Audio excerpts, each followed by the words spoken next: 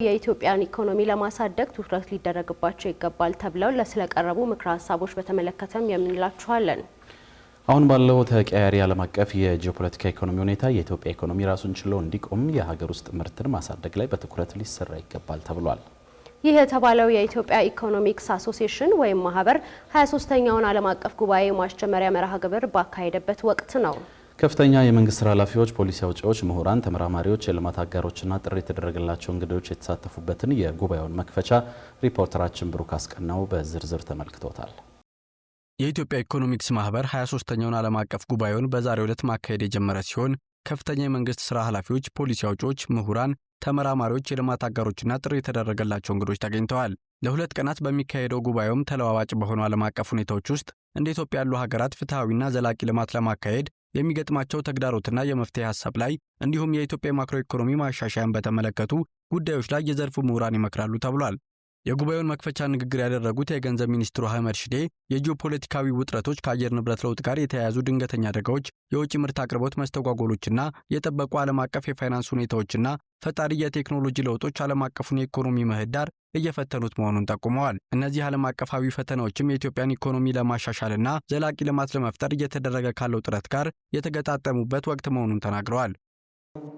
ባለፉት ጥቂት ዓመታት ውስጥ ያከናወናቸው ማሻሻያዎች በሀገራችን ዘመናዊ የኢኮኖሚ ታሪክ ውስጥ እጅግ አጠቃላይና ሰፊ ከሆኑት መካከል የሚመደቡ ናቸው።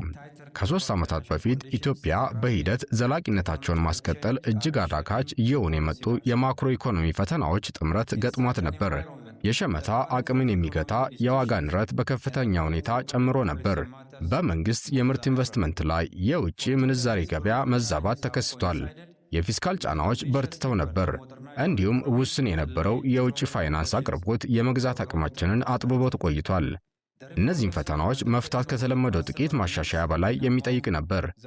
ይህም የማክሮ ኢኮኖሚ መረጋጋትን ወደ ነበረበት ለመመለስና በተመሳሳይ ጊዜ መዋቅራዊ የኢኮኖሚ ለውጥን በጠንካራ ሁኔታ ለማፋጠን ያለመ የተቀናጀ የማሻሻያ ስትራቴጂን የሚሻ ነበር። በመድረኩ ላይ ተወያይ የነበሩት የአፍሪካ ንግድ ምክር ቤቶች ዋና ኃላፊ ክቡር ገና በበኩላቸው የኢትዮጵያ ኢኮኖሚ የተመሰረተው ከቡና፣ ከወርቅ፣ ከቅባት እህሎችን የመሳሰሉ ውስን ምርቶችን ብቻ ወደ ውጪ በመላክ መሆኑን ጠቁመው አሁን ባለው ተቀያሪ ዓለም አቀፍ የጂኦፖለቲካ ኢኮኖሚ ሁኔታ የኢትዮጵያ ኢኮኖሚ ራሱን ችሎ እንዲቆም የሀገር ውስጥ ምርትን ማሳደግ ላይ በትኩረት ሊሰራ ይገባል ብለዋል። እና ይሄ በቂ አይደለም ነው። ምክንያቱም በአንድ በኩል ሀገሪቷ ብዙ ከውጭ የምታስመጣቸው ግብዓቶች አሉ። ያ ግብዓት በውጭ ገንዘብ ነው የሚገዛው። ሀገር ውስጥ ደግሞ እነዚህ ቅድም የዘረዘርኳቸው ወደ ውጭ ተሸጠው የሚያስገቡት ገቢ ደግሞ ያንን ሊሸፍን አልቻለም። ስለዚህ ያንን ማስተካከል የሚቻለው የሀገር ውስጥን ምርት ማሳደግና በተለይ ደግሞ በኢንዱስትሪና በማኒፋክቸሪንግ በኩል ያለውን ሴክተር በተቻለ መጠን ምርቱን እንዲያሳድግ አዳዲስ ድርጅቶችም እንዲመሰረቱ መንግስት አቅጣጫ ብቻ ማውጣት ሳይሆን እነዚህን ድርጅቶች በተለይ የግል ክፍሉ ሊረዳ የሚችልበትን ፖሊሲ መቅረጽና ወደ ስራ ማዋል ይኖርበታል። እንዲሁም በሀገሪቱ በአሁኑ ወቅት ካለው የኢኮኖሚ ሽግግር አንጻር ዝቅተኛ ገቢ ያለውን ማህበረሰብ ያካተተ ፍትሐዊና ዘላቂ ልማት ለማምጣት ከሀገሪቱ የህዝብ ቁጥር ከፍተኛውን ቁጥር ለሚሸፍነው የወጣቱ ክፍል ስራ ለመፍጠር ወሳኝነት አለው ተብሏል። እውቀቱን ማሳደግ ካልቻን፣ የስራ ዕድል መክፈት ካልቻን፣ የሀገሪቷን የንግድና የኢንዱስትሪ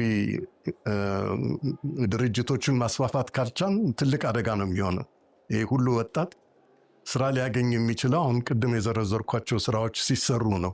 የንግድ እና የኢንዱስትሪ ዘርፉ ስራውን ሲያስፋፋ የውጭ ኢንቨስተርም ደግሞ በመምጣት የሀገሪቷን ሀብት ብቻ አተኩሮ በመውሰድ ብቻ ሳይሆን የሀገሪቷን ወጣት ስራ ሊሰጥ በሚችል መልኩ መግባትና መስራት ያለበት ይመስለኛል። አለበለዚያ ቅድም እንዳልኩት አስቸጋሪ የሆነ ጊዜ ይመጣል ለወጣቱ ማለት ነው። ከ6000 በላይ የኢኮኖሚክስ ባለሙያዎችን በአባልነት የያዘው የኢትዮጵያ ኢኮኖሚክስ ማህበር ፕሬዝዳንት ጣሰው ወልደሃና በበኩላቸው ማህበሩ ባለፉት 23 ዓመታት ነፃና ገለልተኛ የሆኑ በርካታ ጥናቶችና የመፍትሄ ሐሳቦችን ሲያቀርብ መቆየቱን ተናግረዋል። ኢኮኖሚክ አሶሲዬሽኑ የሚያወጣቸው ጥናቶች አሉ። እንግዲህ ሙሉ በሙሉ የመንግስትን አይደግፉም። መደገፍ ሲገባቸው የሚደግፋቸው አሉ ሆነው ስናገኛቸው፣ ካልሆኑ ደግሞ ያለን የጥናት ውጤት እያቀረብን ሁለቱን የሚሟላበትን መንገድ ነው የምንፈልገው። እኛ ምንም አይነት የፖለቲካ ሳይድ አንይዝም፣ ኢንዲፔንዳንት ነን። መንግስት ጥሩ ከሰራ ጥሩ ነው እንላለን።